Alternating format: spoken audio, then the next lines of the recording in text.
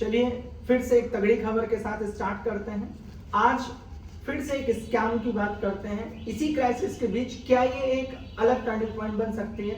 आपको ये खबर सबसे महत्वपूर्ण है इस वक्त बाजार में। सोचिए, अगर आपके राज्य के खाते में 645 करोड़ रुपए पड़े हों और अचानक से आपको पता चलता है कि पैसा ही गायब हो गया, वो भी कोई ऐसा वैसा नत्थू खैरा नहीं, एक पर्सनल और एक बैंक जो सरकारी है, अर्ध सरकारी है, न कोई अलार्म बजा, न किसी को थोड़ी सी भी भनक लगी और करोड़ों रुपए धीरे धीरे अलग अलग खातों में पहुंच गए। लेकिन असली ट्विस्ट ये है ही नहीं। जब जांच एजेंसियों ने इस पूरे खेल का पीछा करना शुरू किया तो आप समझिए परत दर परत एक बेहतरीन जैसे होता है पिक्चर पलटते रहो, नई नई स्क्रीन्स दिखती रहेगी, वैसा दिखता रहा। और जब इस खेल में ईडी ने तीसरे खिलाड़ी की गिरफ्तारी करी तब घोटाला जो है सामने आया। चलिए शुरू करते हैं कि आखिर कौन है इस घोटाले का मास्टरमाइंड, कहां गया पैसा और क्या बैंक के अंदर बैठे हुए लोगों ने इस पूरे खेल को रचा है। तो आज की कहानी किसी वेब सीरीज से कम नहीं लगेगी आपको। सबसे पहले पार्ट में हम सीखेंगे कि ये पार्ट में कि फ्रॉड का खुलासा कहां से हुआ।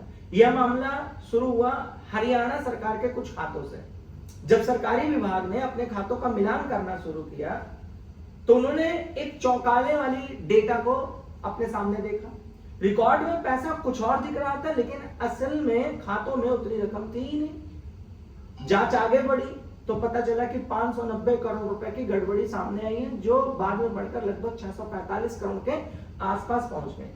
यानी देश में सबसे बड़े सरकारी फंड घोटालों में से ये एक और नया घोटाला है। और सबसे हैरानी की बात यह है कि यह सब किसी हैकर ने, किसी एक ऐसी संस्था ने, किसी ऐसे समूह ने नहीं किया। तो फिर भाई किसने किया? तो क्या बैंक के अंदर से ये कहानी शुरू हुई? क्या ये बैंक के अंदर के कर्मचारियों का ही खेल था? प्रारंभिक जांच में इस बात को शक किया गया था कि आईडीएफसी फर्स्ट बैंक की चंडीगढ़ शाखा पर बैंक के खुद कुछ कर्मचारियों को सस्पेंड करते हुए शिकायत भी दर्ज कराई गई। मतलब खुद ही व्यवस्था रचो, खुद ही किसी को कंप्लेन में करो और खुद ही उसको लाइमलाइट में लाओ। फिर जांच एजेंसियों ने जब बैंक की रिपोर्ट को खंगाला तो कहानी और खतरनाक हो गई। ईडी के मुताबिक कुछ पूर्व बैंक कर्मचारियों ने कथित तौर पर शेल कंपनियां बनाई। इन कंपनियों का असली काम बिजनेस था ही नहीं, बल्कि पैसे को इधर से उधर घुमाना था बैंक के साथ जुड़कर। यहीं से खेल शुरू हुआ करोड़ों रुपए की लेयरिंग और मनी लॉन्ड्रिंग का।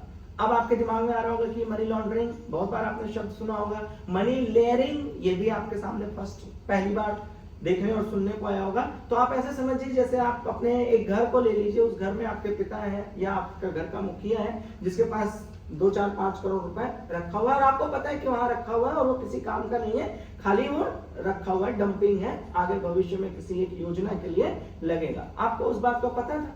तो आपने क्या किया, उस मौके का फायदा उठाते हुए 5 करोड़ में से 3 करोड़ रुपए इधर उधर घुमा दिया और ये कहा कि जब जरूरत लगेगी तो मैं तुमसे बताऊंगा, तुम मुझे रिटर्न कर देना और मैं वहां पर रख दूंगा। चीजें आसान दिख रही थी। सेम यही फंडा बैंक्स में इस्तेमाल किया गया। जैसे जैसे आपकी जांच आगे बढ़ी, ईडी ने बैंक के 2 पूर्व कर्मचारियों को पकड़ा।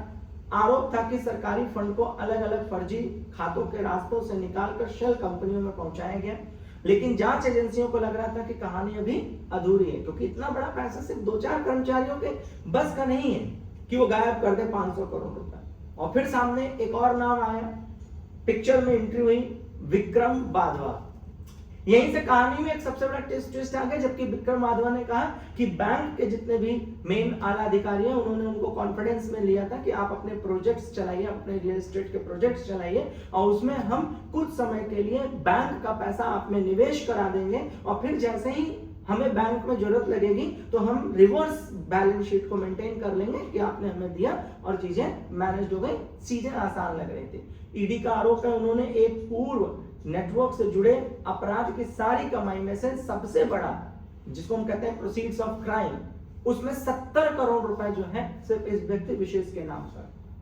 सिर्फ पैसा लेना ही नहीं, जांच एजेंसियों को कहना है कि उन्होंने कथित तौर पर पैसे को छिपाने, घुमाने और वैध दिखाने की भी पूरी भूमिका निभाई थी। यानी मामला अब सिर्फ बैंक के फ्रॉड का नहीं है, पूरा एक कनेक्शन, एक पूरा नेटवर्क है। बल्कि मनी लॉन्ड्रिंग भी इस पिक्चर में एक बहुत बड़ा अहम मुद्दा बना हुआ है। सीबीआई को यह मौका, यह तौर तरीका सौंप दिया गया है। सीबीआई की पिक्चर में एंट्री हो गई है और बड़े खुलासे होने के भी चांसेस दिख रहे हैं। अब ये मामला और गंभीर होता हुआ दिखाई दे रहा है, क्योंकि ये बात सीबीआई के अंडर में आ गई है। सीबीआई ने एफआईआर दर्ज कर लिया है, हजारों पन्नों की चार्जशीट तैयार कर ली है।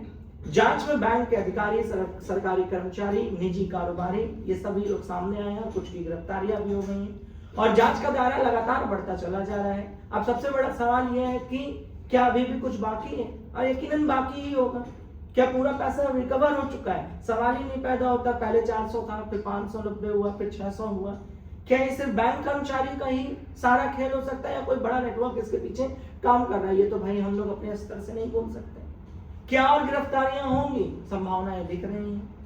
क्या यह सिर्फ एक शाखा का मामला है या फिर सिस्टम की ही पूरी खामियां हैं? जांच का विषय है। सीबीआई जैसे ही रिपोर्ट सौंपेगी, हम उसकी पूरी पड़ताल करते हुए आप तक खबर सबसे पहले पहुंचाएंगे। इन्हीं सवालों के जवाब को तलाश रही है ईडी भी, सीबीआई भी, और उनके द्वारा दिए गए जवाब को हम लोग एनालिसिस करने के बाद आप तक भी पहुंचाएंगे। अभी फिलहाल 645 करोड़ रुपए का मामला है, सरकारी खाते का मामला है, बैंक कर्मचारी इसके अंदर लिप्त है, शेल कंपनियों के मार्फत इस पूरे पैसे को घुमाया गया है। इसमें सबसे बड़ी पिक्चर के अंदर रियल एस्टेट के कारोबारियों को सबसे महत्वपूर्ण अहम भूमिका में दिखाया गया और लगातार बढ़ती जो गिरफ्तारियां हैं वो इसको और पेचीदा बना रही हैं। केस अभी खत्म नहीं हुआ।